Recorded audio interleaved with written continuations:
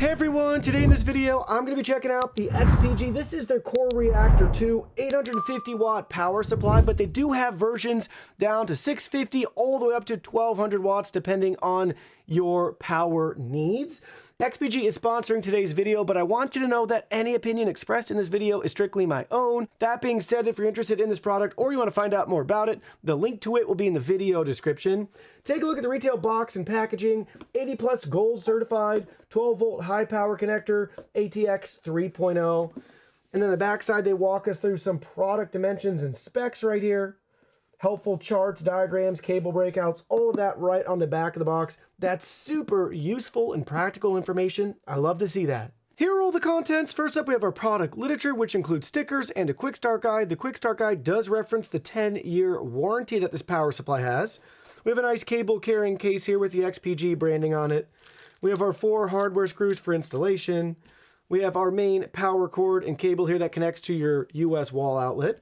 Here's the power supply, and here is our bag of cables. Let's look at these in more detail. Looking at the cables, we have 2 of your SATA cables here,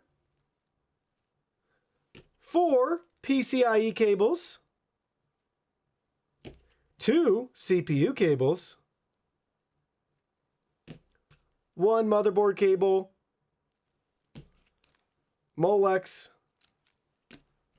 and then we have our 600 watt rated, so see that right on there. That's our 12 volt high power cable right here for your next gen GPUs. Looking at the power supply, we have a chart here with all of its tech specs, and we got the 80 plus gold certification right there for you. Let's look at all the connector options that we have. Everything's clearly labeled for us. Very easy to find what we're looking for. Side profile with the XPG branding.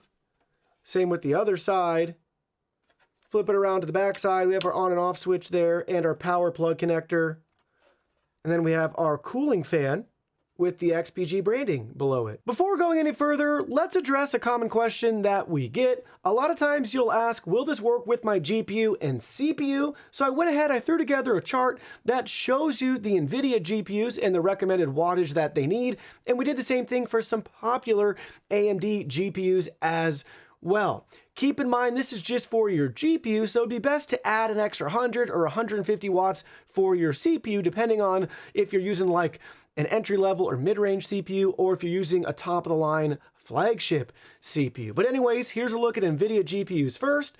From 550 watts all the way up to 1000 watts, you should be able to find your model anywhere from the 3050 up to the 5090. And moving along to the AMD GPU side of things, 650 watts all the way up to 850 watts. And same thing, don't forget to add in an extra 100 to 150 watts for your CPU, whether that's Intel or AMD. So if you already have a 5090 or you're thinking about getting one and you're watching this video, now you're like, well, this power supply is disqualified, right? Because it's only 850 watts and we need 1000 watt or ideally 1200 watts and beyond for the 5090. Well, not so fast. XPG claims that this specific power supply is rated for up to 235% spike and will drive your 5090 no problem. So pretty neat there if you want to grab this power supply for your 5090 and save a couple bucks versus those higher wattage power supplies. You can do that with ease. Unfortunately though, I have no way to test or verify their claims, so we're taking them at their word, but reach out in the comments and tell XPG to send us a 5090 so we can test it firsthand. Before getting everything installed, I thought we'd run some voltages first. So let's start with our main motherboard cable here. Blue is what we want to see. Everything is within the values that it should be. 4.9 to 5, 11.8 to 12, 3.2 to 3.3, 11.9 to 12, 4.9 to 5. And then we have a PG score of 170 milliseconds. We just need that to be between 100 and 500 milliseconds, so that's great to see. Moving along, PCIe, 11.8 to 12, blue is good. Then we have our CPU, 11.9, blue is good. And then we have our SATA next, and we're seeing great results here, 5 to 5, 11.8 to 12, 3.2 to 3.3. So everything is working as it should right out of the box. Moving on to installation. If this is your first time installing a power supply in your PC, your case should look differently. This is a test bench that we're using, but it'll allow me to show you where we're making our connections a lot easier. So you will be connecting to your CPU headers on your motherboard. You might have 1 or 2 there. Your motherboard header right there.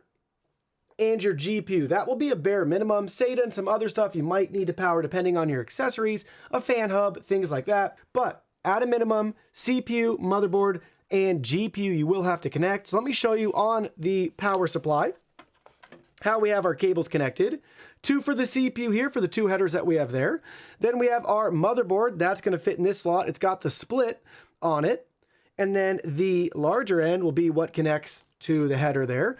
And then lastly, we have our GPU. We are using the 12-volt high power cable right there, up to 600-watt power delivery. So that's what we have connected here. Now we just need to match them up and plug them into our motherboard, and that's it. All right, so here we go. Everything's connected. GPU here, motherboard there, and 2 CPUs there. Now let's boot it up. PC's booted up. We're at the wall where we're getting power from with a meter. Just wanted to show you what we're seeing. So with it booted up, just idling around 70 watts, 0.002 kilowatt hours, 122.2 volts, 0.54 amps, low of 66 watts, high of 197.6 watts, and then back to where we began. Moving right along to our stress test, we're using the Intel 13900K and an RTX 3080 Fe to really stress this power supply out. It's been running for over 30 minutes now. No issues at all whatsoever here. Let's take a look at some key specs here for our CPU. We're showing 1.3 volts. You can see the min and the max. Currently at 389 watts, peaked at 411. And moving along to our GPU, currently at 0.769 volts, peaked at 0.825 volts, and we're at 319 watts, and we peaked right at just under 320 watts. But no issues with the power supply at all, with everything being stressed out here, so far, so good. Let's check in back at the wall. We're at 880.5 watts, 0.477 kilowatt hours, 118.4 volts, 7.488 amps. We have our low of 59.4 watts, and we peaked at 891.4 watts. And let's go back to where we're currently at with everything under full load and stress. I can't think of a better opportunity to crack out the FLIR cam. So first, we're looking at our 12-volt high power connector and cable right here, right at the very end where it meets the GPU. Looks like right around 150 degrees Fahrenheit, a little bit less, but that GPU is nice and warm already, very hot, but the cable's holding up. So far, so good. Just make sure you have it properly seated and plugged in with your GPU to avoid any issues. Onto the motherboard here, under 100 degrees Fahrenheit. We're in the mid to high 90s here.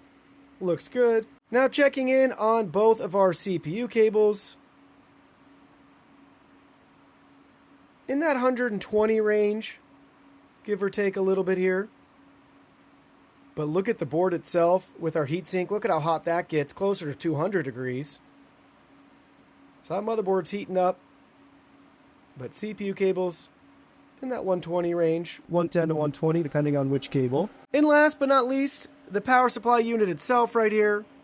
Got a hot spot right there on the side, but this is where it's going to be the warmest. We can see, kind of get a peek inside through the mesh, some of the internals in the 150s. And then here's the fan with the bearing going to be generating more heat there than anything else on this side. And looking at our cable connections on this side, similar yet cooler than what we're seeing on the motherboard.